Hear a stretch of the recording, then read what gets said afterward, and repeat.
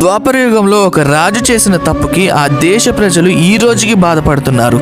అసలు ఆ రాజు ఎవరు, ఏ దేశం కోసం మాట్లాడుతున్నానో చెప్తా వినండి. మహాభారతం యుద్ధం తర్వాత రాణి గాంధారి తన 100 మంది కొడుకులని పాండవులు చంపేశారని కోపంలో శాపం పెట్టబోతారు. ఇంతలోపు విదురుడు వచ్చి అసలు మహాభారత యుద్ధం జరగడానికి మెయిన్ కారణం శకుని యొక్క దుర్బుద్ధి అని చెప్తాడు. గాంధారి యొక్క 100 మంది పిల్లల్ని శకుని అధర్మ మార్గంలో నడిపించడం వల్లే కౌరవులు చనిపోయారు అని చెప్తారు. గాంధారి గొప్ప తపస్సు అవ్వడం వల్ల తన దివ్య దృష్టితో పూర్వ వృత్తాంతం అంతా తెలుసుకుంటారు. పూర్వ వృత్తాంతం అంతా చూసిన రాణి గాంధారి కోపంలో ఆమె అన్న రాజ్యమైన గాంధారలో ఎప్పటికీ పీస్ అనేది ఉండదు అని, అండ్ ఆ రాజ్యంలో ఎప్పుడు యుద్ధాలు అవుతూనే ఉంటాయి అండ్ ప్రజలు వాళ్ళలో వాళ్ళే కొట్టుకుంటారు అని చెప్పిస్తారు. అప్పటి గాంధార రాజ్యం కొన్నాళ్ళకి కాందార్ అయింది, మరి ఇంకా కొన్నాళ్ళకి ఆఫ్ఘనిస్తాన్ అయ్యింది. అట్ ప్రెసెంట్ ఆఫ్ఘనిస్తాన్ ఎలా ఉందో మీ అందరికీ తెలుసు.